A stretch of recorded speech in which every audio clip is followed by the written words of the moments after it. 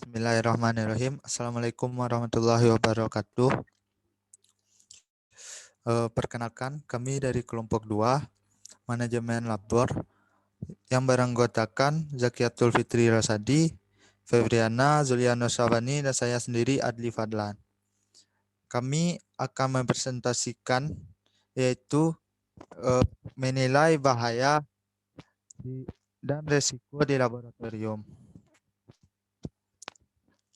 Untuk materi pertama itu akan dijelaskan oleh Zakiatul Fikri Rasadi. Pada Zakiatul, dipersilakan.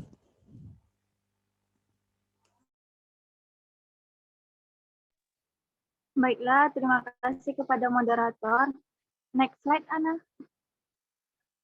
Baiklah, kita akan membahas tentang sumber bahaya. Bahaya adalah suatu keadaan yang memungkinkan atau berpotensi terjadinya kejadian kecelakaan, yakni berupa cedera, penyakit, kematian, kerusakan, atau kemampuan untuk melaksanakan fungsi operasional yang telah ditetapkan, menurut Tarwaka 2008. Kecelakaan dan penyakit akibat kerja dapat menimbulkan kerugian, baik kerugian langsung maupun kerugian yang tidak langsung. Kerugian ini bisa kita kurangi jika kecelakaan dan penyakit akibat kerja ini dapat kita cegah dengan cara dideteksi sumber-sumber bahayanya yang dapat mengakibatkan kecelakaan ini dan penyakit akibat dari kerja tersebut, menurut Syukri Shahab 1997. Yang pertama yaitu ada manusia. Kesalahan utama sebagian besar kecelakaan dan kerugian ini terletak pada karyawan yang kurang bergairah, kurang terampil, kurang tepat, terganggu emosinya, yang pada umumnya menyebabkan kecelakaan dan kerugian. Menurut Bennett Silalahi dan Rumondang Silalahi tahun 1995. Next, Ana.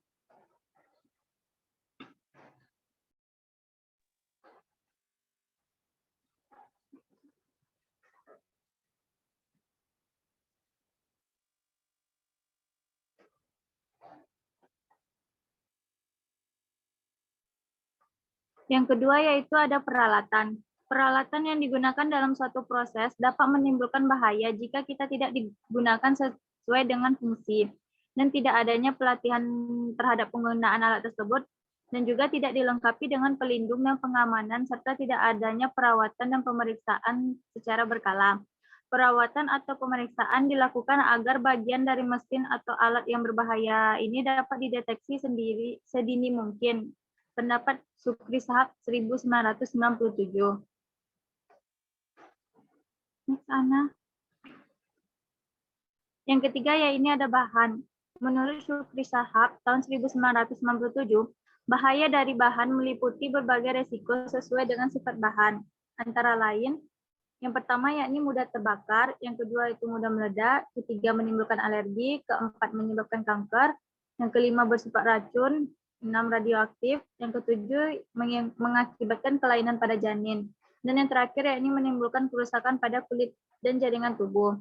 Sedangkan tingkat bahaya yang ditimbulkan menurut Suripto tahun 1995 tergantung pada yang pertama yakni bentuk alami bahan atau energi yang terkandung. Yang kedua yakni berapa banyak yang terpapar bahan atau energi tersebut. Yang ketiga, berapa lama terpaparnya bahan atau energi tersebut. Next, Ana. Berikut merupakan simbol-simbol dari bahan kimia. Yang pertama yaitu ada eksplosif, yang kedua yaitu ada environmental, yang ketiga yaitu ada toksik, yang keempat ada korosif, yang kelima ada harmful, yang kelima ada flammable, dan yang terakhir yaitu ada oxidizing. Next, Ana. Yang keempat, yaitu ada proses, yang mana di dalam proses ini kadang menimbulkan asap, debu, panas, bising, dan bahaya mekanis seperti terjepit, tertimpa, ataupun terpotong bahan yang dapat membahayakan.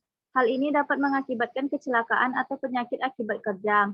Tingkat bahaya dari proses ini tergantung pada teknologi yang digunakan. Pendapat Syukri Shahab tahun 1997. Yang kelima, yaitu cara atau sikap kerja. Cara kerja juga berpotensi terhadap terjadinya bahaya ataupun kecelakaan berupa tindakan yang tidak aman. Misalnya, yang pertama yaitu ada cara mengangkut yang salah, yang kedua yaitu posisi yang tidak benar, yang ketiga yaitu tidak menggunakan APD, yang keempat lingkungan kerja, dan yang terakhir yaitu menggunakan alat atau mesin yang tidak sesuai dengan standar standar nasionalnya. Next, Ana. Selanjutnya dikembalikan ke moderator. Baik, terima kasih kepada Zakiatul Fitri yang telah menyampaikan materinya. Selanjutnya itu penyampaian pemateri identifikasi bahaya yang akan disampaikan oleh saya sendiri. Identifikasi bahaya. Identifikasi bahaya merupakan suatu proses yang dapat dilakukan untuk mengenali seluruh situasi atau kejadian yang berpotensi kerja yang mungkin timbul di tempat kerja. Identifikasi bahaya di tempat kerja dapat dilakukan dengan cara yang pertama, yaitu analisis kecelakaan, cedera dan kejadian hampir celaka atau NERMES. Dan yang kedua, konsultasi dengan pekerja. Dan yang ketiga itu walkthrough survei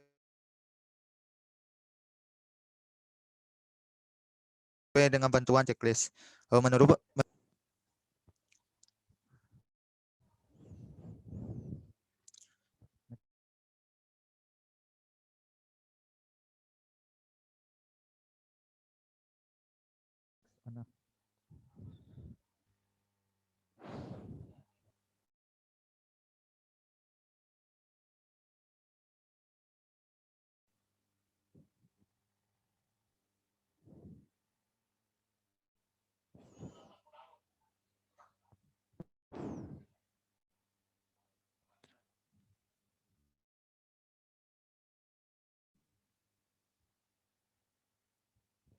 next, Ana.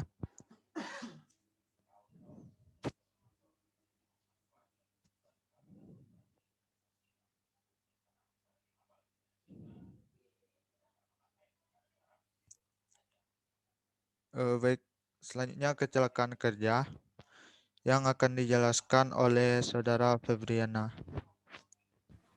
Selanjutnya adalah kecelakaan kerja. Yang pertama, pengertian kecelakaan kerja. Kecelakaan kerja adalah suatu kejadian yang jelas tidak dikehendaki dan seringkali tidak terduga semula yang dapat menimbulkan kerugian baik waktu, harta, benda, atau properti maupun korban jiwa. Maupun korban jiwa yang terjadi di dalam satu proses kerja industri atau yang berkaitan dengannya. Dengan demikian, kecelakaan kerja mengandung unsur-unsur sebagai berikut. Yang pertama, tidak diduga semula oleh karena di belakang peristiwa kecelakaan tidak terdapat unsur kesengajaan dan perencanaan. Yang kedua, tidak diinginkan atau diharapkan karena peristiwa kecelakaan akan selalu disertai kerugian baik fisik maupun mental. Yang ketiga, selalu menimbulkan kerugian dan kerusakan yang sekurang-kurangnya menyebabkan gangguan proses kerja menurut Talwaka 2008. Suatu kecelakaan kerja hanya akan terjadi apabila terdapat berbagai faktor penyebab secara bersamaan pada suatu tempat kerja atau proses produksi. Dari beberapa penelitian para ahli memberikan indikasi bahwa suatu kecelakaan kerja tidak dapat terjadi dengan sendirinya, akan tetapi terjadi oleh satu atau beberapa faktor penyebab kecelakaan sekaligus dalam suatu kejadian menurut Tarwaka tahun 2008.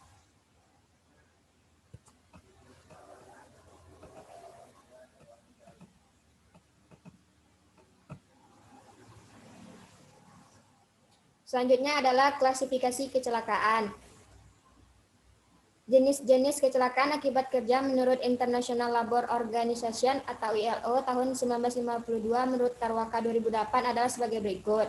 Yang pertama, klasifikasi kecelakaan dalam industri berdasarkan jenis kecelakaan, seperti terjatuh, tertimpa atau kejatuhan, tersandung benda atau objek, terbentur antara dua benda, gerakan paksa atau pergerakan otot berlebihan, terkena arus listrik, dan lain sebagainya. Yang kedua, klasifikasi kecelakaan dalam industri berdasarkan perantaranya sebagai berikut, seperti mesin, alat-alat angkut, dan peralatan terkelompokkan, material, bahan-bahan, dan radiasi, peralatan lain, lingkungan kerja. Dan ketiga, klasifikasi kecelakaan dalam industri berdasarkan sifat yang diakibatkan. Yang pertama, patah tulang, gagal otak, luka tergores, luka bakar, dan efek terkena sinar radiasi. Yang keempat, klasifikasi kecelakaan dalam industri berdasarkan lokasi tempat luka pada tubuh.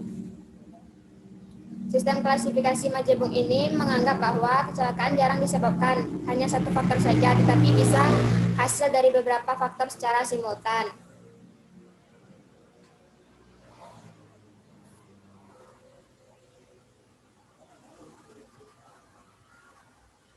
Selanjutnya adalah penyebab kecelakaan. Yang pertama, penyebab dasar terdiri dari dua unsur, yaitu yang A, faktor personal atau pribadi, yaitu kurang pengetahuan, keterampilan, kurang pengarahan, problem fisik dan mental. Yang B, yaitu faktor pekerjaan, yaitu standar kerja yang tidak cukup, rancang bangun dan pemeliharaan yang tidak memakai standar pembelian yang kurang, dan lain-lain.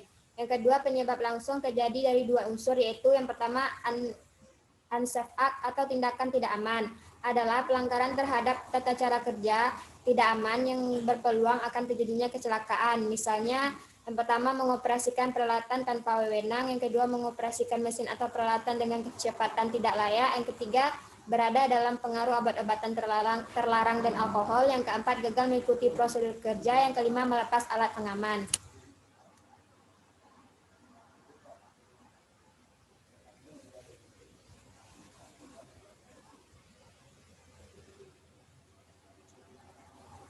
Untuk yang B, yaitu unsafe condition atau keadaan tidak aman, adalah kondisi fisik yang berbahaya dan keadaan yang berbahaya yang langsung membuka peluang akan terjadi kecelakaan, misalnya peralatan atau material yang rusak, pelindung atau pembatas yang tidak layak, alat pelindung diri yang kurang sesuai, dan yang terakhir sistem peringatan tanda bahaya yang kurang berfungsi. Yang ketiga yaitu insiden. Insiden yang mengakibatkan cedera fisik atau kerusakan harta benda digolongkan suatu sumber energi, dan biasanya tipe kecelakaan kerja antara lain terbentur, jatuh ke bawah atau pada permukaan yang sama, terjepit, terperangkap, terpeleset, terkena aliran listrik, panas, dingin, radiasi, kebisingan, bahan beracun, dan beban berlebihan.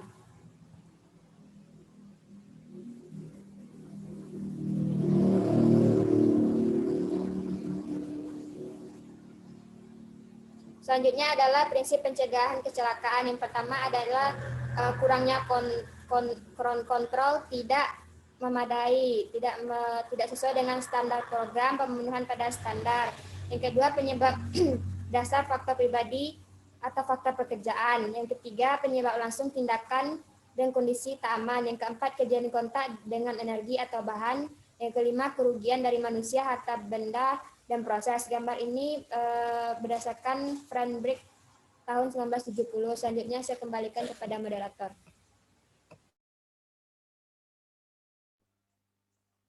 Baik, terima kasih kepada Febriana yang telah menyampaikan materi. Selanjutnya itu ada penyampaian materi dari penilaian resiko. Penyampaian materi penilaian resiko ini akan disampaikan oleh Zulia Nursyafani. Kepada Zulia, kami persilakan. Terima kasih kepada moderator. Selanjutnya itu penilaian risiko. Penilaian risiko adalah usaha menghitung besarnya suatu risiko dan menetapkan apakah risiko tersebut dapat diterima atau tidak. Proses penilaian potensi bahaya menurut Widiantoro tahun 2013. A. Analisis risiko. Dalam kegiatan ini, semua jenis bahaya risiko yang terjadi, kontrol atau proteksi yang sudah ada, peluang terjadi risiko, akibat yang mungkin timbul, dan upaya pengendalian bahaya dibahas secara rinci dan dicatat selengkap mungkin. SHAP 1997. Next slide, mudah. Slide mana?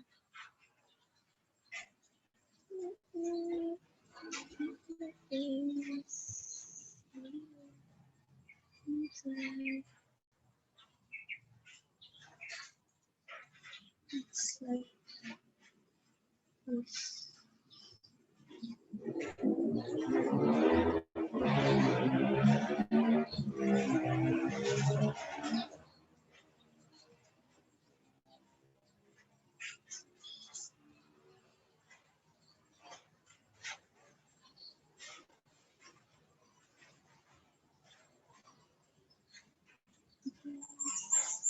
Next slide, Ana.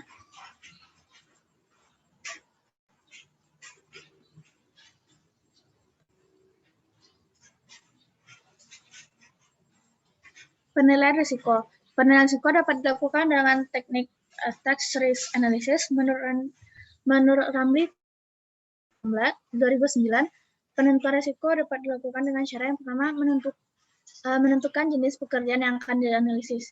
Jenis pekerjaan yang akan dianalisis ini adalah jenis pekerjaan yang baru dan akan dikerjakan.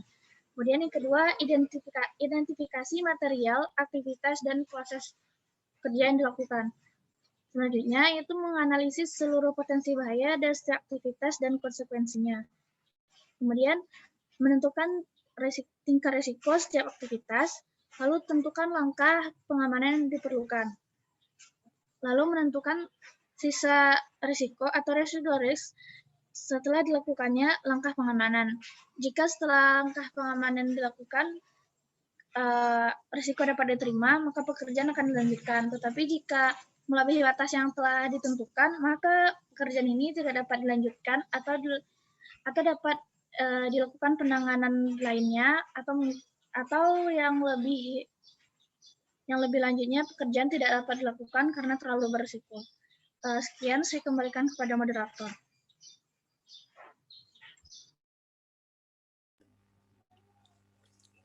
Baik, terima kasih kepada Zulian Rabani telah menyampaikan materi dari penilaian risiko. Demikian presentasi dari kelompok 2. Mungkin hanya itu deh yang dapat kami sampaikan. Lebih dan kurang mohon maaf. Segala kekurangan datang dari kami pribadi dan segala kelebihan datang dari Allah Subhanahu wa taala. Mungkin kami tutup. Wabillahi taufiq wal hidayah. Assalamualaikum warahmatullahi wabarakatuh.